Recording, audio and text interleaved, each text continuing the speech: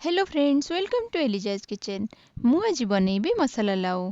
लाउ को बुट डाली सहित तो बनैकी खाइथिबे, मु आज मुग डाली सहित बनैबी।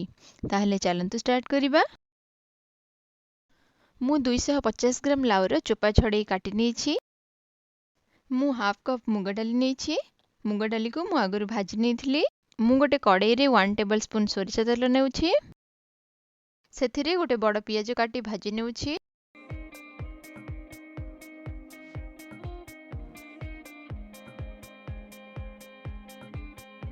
एबे सेथिरे 2 टेबल स्पून कंचा लंका, अदा रसुण रा पेस्ट पके फ्राई कर नउछि। पेस्ट रे 1 टेबल स्पून पानी ऐड कर देथिली। 30 रु 40 सेकंड जाए एबे हाई फ्लेम रे फ्राई करिबा। एबे फ्लेम को लो रे रखी सेथिरे हळदी गुंड हाफ टी स्पून, लूण, गरम मसाला हाफ टी स्पून, धनिया पाउडर 1 टी स्पून, भजा जीरा गुंड 1 टी स्पून, मीट मसाला 1 टी स्पून पके मिक्स करि नउछि। सेथिरे 2 टेबल स्पून पानी दे मिक्स करिबा।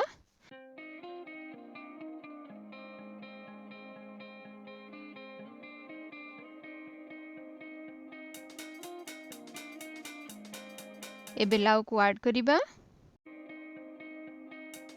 एबे मुग डाली पके दउछि।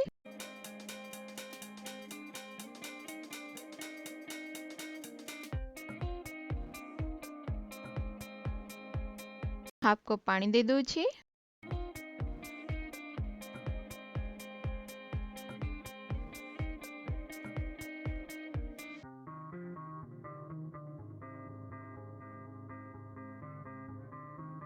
एबे पैन को कवर करी 15 मिनिट लो फ्लेम रे कुक करिबा।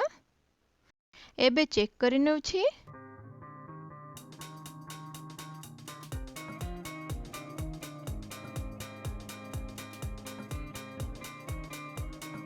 आउ थरे कवर कर नउछि।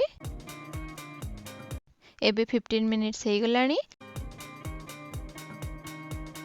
लाउ मुग भल भाबरे सिझी गलानी। एबे गैस बंद करि नउछि। एबे सर्व करि नबा। धनिया पत्र रे गार्निश करि नउछि। एबे हमर मसाला लाउ प्रस्तुत हो जाइछि।